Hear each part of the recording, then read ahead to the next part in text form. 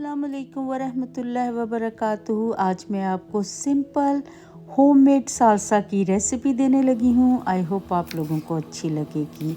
Healthy recipe है। सबसे पहले मैंने क्या किया था कि मैंने सेलरी स्टिक्स ली थी 2-3 और उनको अच्छी तरह से धोने के बाद उनको छोटा छोटा चॉप कर लिया था या काट लिया था।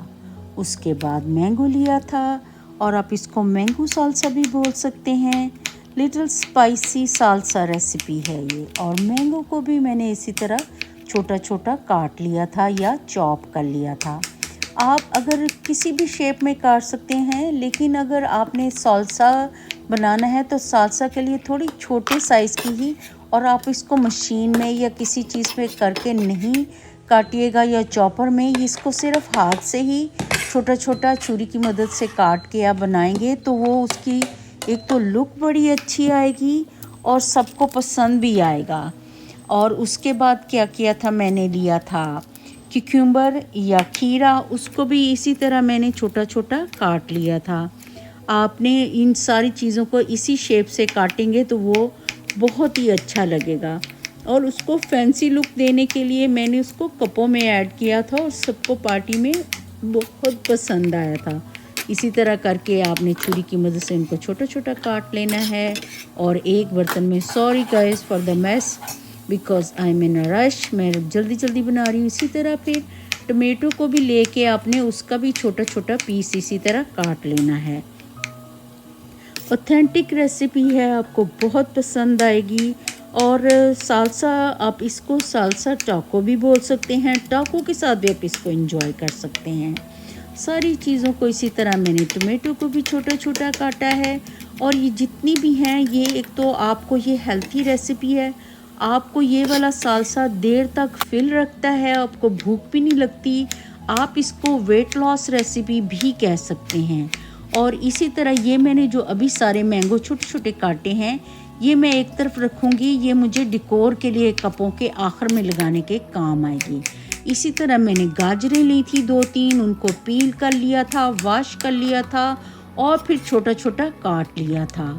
और ये जो 2-3 कैरेट बची हुई हैं, इनके मैं लंबे लंबे इसी तरह पीस काट लूँगी ताकि वो मेरे बाद में काम आएंगे डेकोर के लिए। कप के एंड में मैं लगाऊंगी। आप वीडियो को आखिर तक देखिएगा ताकि आपको पता चले। इसी तरह पर्पल अनियन भी या प्याज भी मैं इसको अच्छी तरह से उसको छोटा छोटा काट लिया है। और कुछ थोड़े से मैंने पीस रखे हैं कि अगर ऑप्शन के लिए, कि अगर डेकोर में काम आए। उसके बाद मैंने ये लीमू इसके ऊपर निचोड़ दिया था। एक तो उसको बड़ी शानदार किक देता है, फ्लेवर देता है। दूसरा, जो आपने वेजिटेबल काटी हुई हैं सारी इसके अंदर, मैंगो सारी, उनका कलर ख़राब नहीं होता। मैंने थोड़ा सा डाला था garlic powder, black pepper, red chilli powder.